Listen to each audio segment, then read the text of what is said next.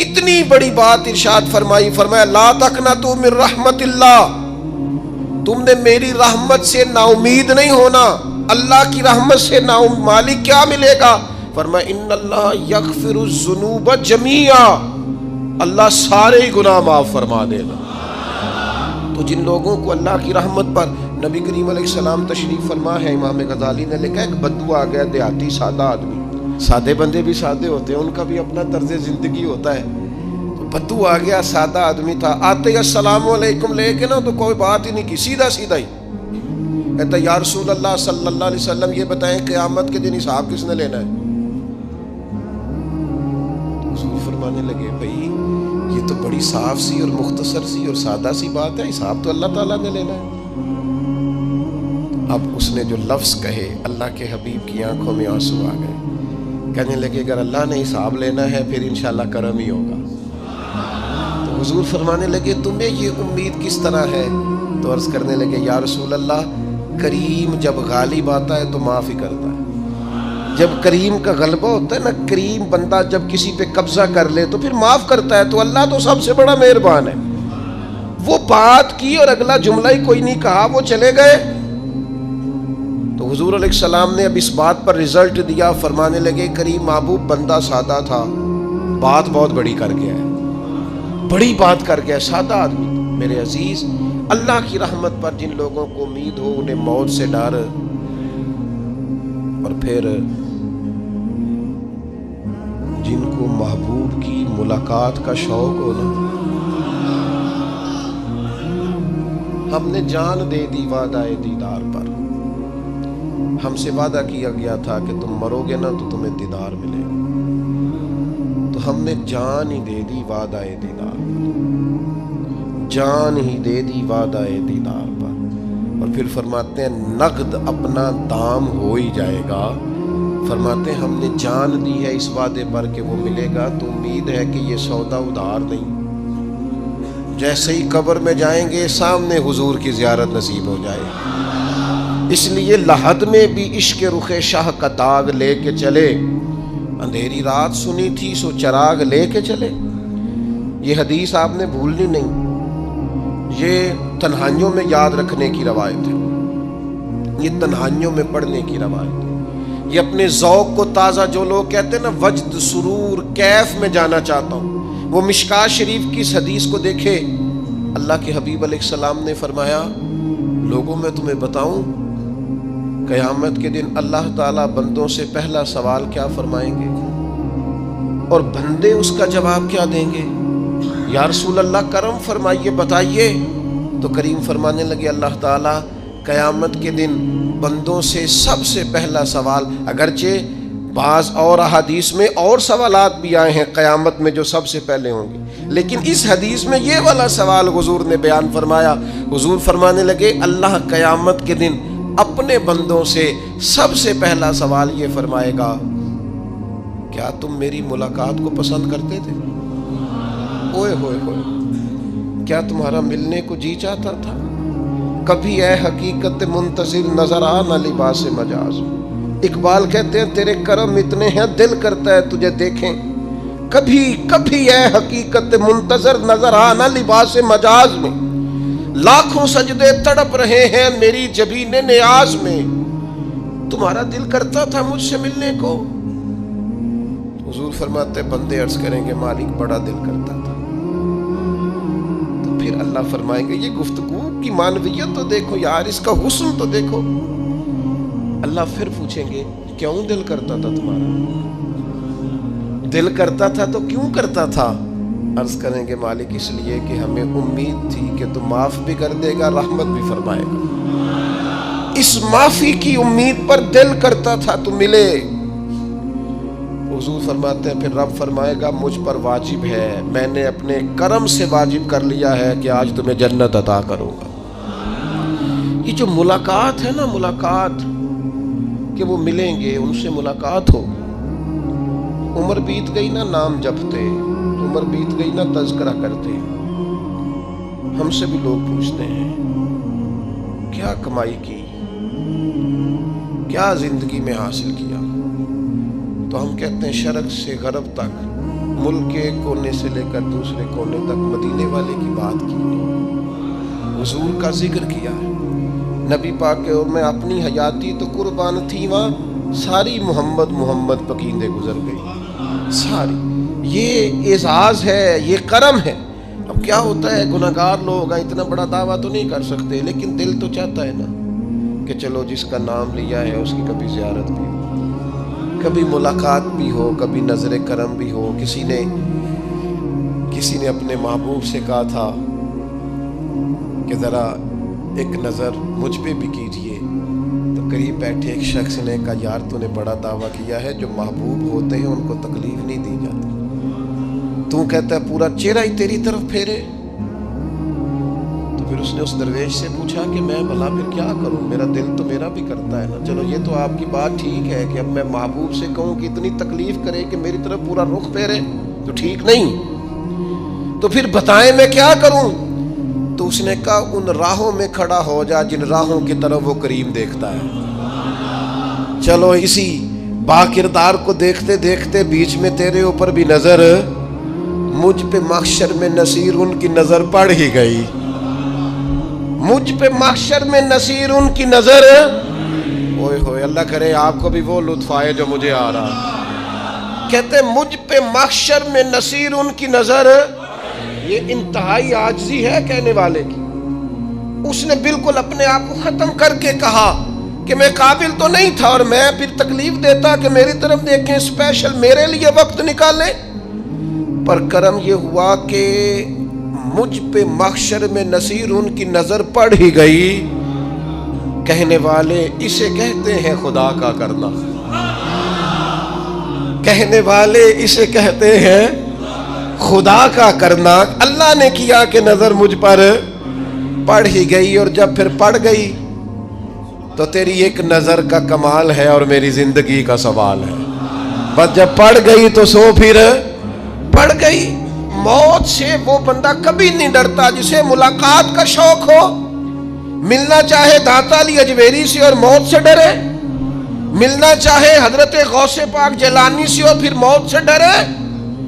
زندگی گزری ہو علی علی کرتے پھر موت سے ڈرے۔ عمر بھر سیدنا عثمان غنی کی سخاوت کی بات کی ہو اور پھر جنت میں جا کے ان سے ملنے کا شوق پیدا نہ کرے۔ ساری زندگی سیدنا فاروق کا عدل بیان کیا ہو، ساری زندگی ان کے انصاف کا تذکرہ کیا ہو، پوری امت کو بتایا ہو کہ اگر جینا چاہتے ہو تو عمر کے رستوں پر چلو، اور پھر یہ موت سے ڈرے اور مر کے جناب فاروق اعظم کی زیارت کو پسند نہ کرے۔ جسے صدیق کی وفائیں یاد ہو، جنہیں جناب ابو بکر صدیق کا عشق یاد ہو، وہ پھر ان کی زیارت نہ کرنا چاہے اور ساری عمر حضور کی نعت پڑھی ہو۔ مانا نہیں آتا تھا پھر بھی کہا بلغ العلا بکمالہ کشف الدجا بجمالہ حسنت جمیع خصالہ صلو علیہ والہ سے نہیں ترجمہ آتا تھا، پر جب بھی کو پڑھتا تھا یہ بھی جھومتا تھا مولا یا صلی وسلم دائماً۔ میں آپ کو بتاتا ہوں، توتلا آدمی، توتلا اور دیوانہ مجذوب بیچارہ، سمجھ نہیں، توتلا بولنا بھی ٹھیک نہیں آتا۔ مجھے نماز کا سلام پھرا تو وہ جلدی آ گئے، وہ ایک مجذوب آدمی تھے، سادے تھے، تو سلام لی تو کہنے لگے میں گل کرنی سی۔ تو میں نے ان سے کہا کہ تھوڑی دیر کے بعد ملتے ہیں۔ سادہ آدمی ہے، اللہ مجھے معاف کرے، میں کوئی نقل تو نہیں ان کی اتار سکتا۔ اس زبان کو ہم توتلی نہیں کہتے، ہم اس زبان کو بلالی زبان کہتے ہیں۔ یہ بڑی خوبصورت زبان ہوتی ہے۔ یہ جو توتلے لب و لہجے ہوتے ہیں نا، وہ جب بچہ پوری طور پہ اماں نہیں کہہ سکتا، توتلا ہوتا ہے، تو کوئی مزہ آتا ہے اماں کو اماں کہلوانے میں۔ جب وہ پوری طور پر باپ کو بابا نہیں کہہ سکتا اور توتلا ہوتا ہے تو کوئی مزہ آتا ہے کہنے میں۔ وہ جب دادی نانی دادا کہتا ہے تو دادے کا دل کرتا ہے یہ 100 بار کہے، چونکہ اسے کہنا نہیں نہ آتا، لیکن اس توتلاہٹ میں جو اس کو لطف آتا ہے۔ مجھے بڑے لوگ آ کے شعر سناتے ہیں، میں نے بڑے خوشگلو نعت خانوں سے زندگی میں سنا ہے۔ وہ صاحب میرے پاس آئے اور میں نے کہا بعد میں ملیں گے، تو سادہ آدمی ہے، مجذوب ہے، پورا شعور نہیں رکھتا۔ مجھے کہنے لگا مصطفیٰ جان رحمت کے بعد، مصطفیٰ جان رحمت پہ لاکھوں سلام کے بعد، یعنی معنی یہ تھا کہ سلام کے بعد۔ تو اب بڑے بڑے سریلے بندوں سے بھی بندہ سنتا ہے میرا دل کرے، اور میں نے جان بوجھ کے ان سے کہا دوبارہ کیا جائے ذرا، کیونکہ توتلے تھے نا. میں نے کہا تو کہنے لگے مصطفیٰ جان رحمت پہ لاکھوں سلام کے بعد او میرے عزیز یاد رکھو ساری زندگی حضور کی نعتیں پڑھی، نبی پاک کے تذکرے سنے، اب موت سے ڈر جائیں؟ حالانکہ موت تو ایک پل ہے، پل سے گزریں گے تو سامنے اللہ کا دیدار بھی ہوگا، مدینے والے کی زیارت بھی نصیب ہوگی. تو زیارت ہوگی اور ہر نظر کانپ اٹھے کہ محشر کے دن خوف سے ہر کلیجہ دہل جائے گا، اوڑھ کر کالا جبہ وہ آ جائیں گے اور سارے محشر کا نقشہ بدل جائے گا. یہ موت کا خوف نکالنے والی چیزیں ہیں، ڈر. اچھا مجھے ایک بات بتائیں، یہ میں امید کی بات کرنے لگا ہوں، چلے اب یہ بات تو مشکل ہے پر کرنی پڑے گی، مجبوری ہے. کبھی کبھی ابا جی سے مار بھی پڑ جاتی ہے بندے کو، گھر میں کوئی 2-4 لگ بھی جاتی ہیں، تو اس وقت نا جو سب سے بڑا سہارا کسی کو نصیب ہوتا ہے وہ یہ ہوتا ہے کہ اللہ کرے اماں گھر میں موجود ہو. اور میں نے دیہاتوں میں کئی مائیں ایسی دیکھی ہیں جو بیٹے کے حصوں کی مار کھاتی ہیں. ابا نے ڈنڈا لے لیا ہے بیٹے کی غلطی پہ، اب اماں بیچاری سامنے ہو گئی ہے، 2-4 اس نے بھی کھا لی. یہ بات آپ سمجھیں، موت کا خوف نکالنے کے مفہوم میں بات عرض کر رہا ہوں. اماں موجود ہونا گھر میں تو ابا سختی بھی کرنے لگے تو کسی وقت احساس ہوتا ہے کہ جناب یہ سختی نہیں ہوگی کیونکہ میری اماں، اور اماں پوری وکیل بن جاتی ہے، کہنی تو نہیں پتا وہ ہو گئی غلطی، وہ فلانے دے منڈے نے خراب کیتا ہے، حالانکہ ہو سکتا ہے اس نے اس کو بھی خراب کیا ہو، لیکن وہ اماں وکیل ہے، وہ وکالت کر رہی ہے اور وہ بے لوث کر رہی ہے. ہوتا ہے ایسے، اس بات کو سمجھ لے اچھے طور پر. موت کا خوف نہیں، ڈر نہیں، اس لیے کہ گھر میں ماں موجود ہو تو باپ کا ڈر نہیں ہوتا. تو قبر حشر میں تو رسول کریم موجود ہے، وہاں تو نبی کریم موجود ہے، وہاں تو اللہ کریم اپنی رحمت فرمائے گا بندوں پر. اس لیے خوف نہیں، پینک نہیں، اپنی غلطیوں کا احساس ضرور کریں، اپنے اعمال پر توجہ ضرور دیں، لیکن موت کے خوف تلے دبتے نہ جائیں. انشاءاللہ صبح قیامت کرم ہوگا. میرے نبی پاک علیہ الصلوۃ والسلام نے تو فرمایا ہے بس ہم نے ایمان کامل لے کے جانا ہے دنیا میں. حضور نے فرمایا ہے جس طرح 14ویں رات کا چاند چمکتا ہے اس طرح میرے غلاموں کے چہرے چمکیں گے قیامت میں. اللہ کے رسول صلی اللہ علیہ وسلم فرماتے ہیں جسم کے جن جن حصوں پر وضو کا پانی لگتا رہا وہ قیامت میں چمکیں گے. دور سے لوگ ان کا نور دیکھیں گے، پتہ چلے گا وہ محمد عربی کے غلام آ رہے ہیں. یہ کرم ہوگا صبح قیامت، یہ عطائیں ہوں گی. اس لیے مومن موت سے ڈرتا. سیدنا بلال حبشی رضی اللہ تعالیٰ عنہ، آخری وقت ہے، نزع کا عالم طاری ہے، اور یہ گفتگو دیکھیں غلاموں کی. آپ کی اہلیہ رو پڑی، کہنے لگی ہائے ہائے افسوس. حضرت بلال فرمانے لگے کیا ہوا؟ کہنے لگی افسوس ہے کہ آپ دنیا سے جا رہے ہیں. تو حضرت بلال نے مضمون ہی بدل دیا، سوچ کا زاویہ ہی بدل دیا. فرمانے لگے یہ افسوس کا مقام نہیں، یہ تو خوشی کا مقام ہے. اس لیے کہ میری آج آنکھیں بند ہوں گی، قبر میں کھلیں گی، مدینے والے محبوب سے بھی ملوں گا، حضور کے غلاموں سے بھی ملوں گا صلی اللہ تعالی علیہ وسلم. تو موت تو مقام مسرت ہے، اور اگر یہ مل جائے زندگی میں. ایک بدو ایمان لے آئے، ابن ماجہ میں موجود ہے. حضرت ابو ہریرہ رضی اللہ تعالیٰ عنہ حدیث کے راوی ہیں، فرماتے ہیں ایک بدو ایمان لائے اور انہوں نے حضور علیہ السلام کے ساتھ ہجرت بھی کی. ابن ماجہ میں موجود ہے. تو نبی پاک علیہ السلام نے نا انہیں ایک صحابی کے ساتھ کر دیا، وہ ان کے کام کاج میں مصروف ہو گئے ان کے ساتھ. تو حضور علیہ السلام نے نا ایک جگہ سے مال غنیمت آیا، تو طریقہ مبارکہ یہ تھا کہ مال غنیمت میں سب کو حصہ دیا جاتا تھا. اگرچہ وہ جہاد پہ نہیں گئے لیکن حضور نے انہیں بھی حصہ دیا. تو وہ صحابی تو رو پڑے، عرض کرنے لگی حضور میں اس کے لیے تو ایمان نہیں لایا تھا. حضور نے فرمایا پھر بتائیے، گرچہ حضور جانتے ہیں کس لیے لائے تھے. عرض کی حضور میں تو اس لیے ایمان لایا تھا کہ میں رب کی راہ میں لڑوں گا اور میں اپنی جان پیش کروں گا. میں شہادت کے لیے ایمان لایا تھا، مجھے یہ مال دولت نہیں چاہیے.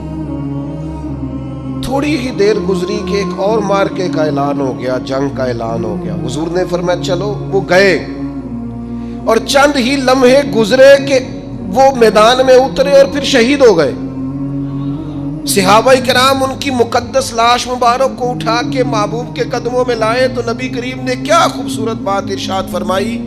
حضور فرمانے لگے دیکھو اس نے اللہ کی تصدیق کی ہے تو رب نے بھی اس کی تصدیق فرما دی. اور پھر یہ دو جملے محبوب کہتے کہتے اٹھے اور پھر حضور نے اپنا جبہ مبارک اتارا اور اتار کے فرمایا اس بندے کو نہ اس جبے میں کفن دے دو, اس میں اسے کفن دو, اس لیے کہ تو شہادت کے لیے ایمان لایا, موت کی آنکھوں میں آنکھیں ڈال کے جیا, اپنی زندگی کمزور نہ گزارو. مسلمانوں پہ کافر کا رعب طاری ہو گیا ہے. ایک تو ہوتا ہے نا کہ کوئی مدد کرنا, کوئی آگے بڑھنا, فلسطین کا نام تک نہیں لے رہے حکمران زبان سے, ذکر تک نہیں کر رہے, چینل ذکر نہیں کر رہے.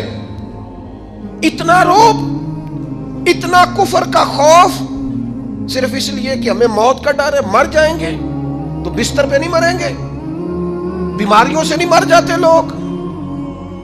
خدا کے بندو اپنی زندگی میں اتنا خوف اگر موت کا پیدا کر لو گے. حضرت سعید ابن جبیر رضی اللہ تعالیٰ عنہ بہت بڑے فقیہ تھے. حجاج بن یوسف نے بلایا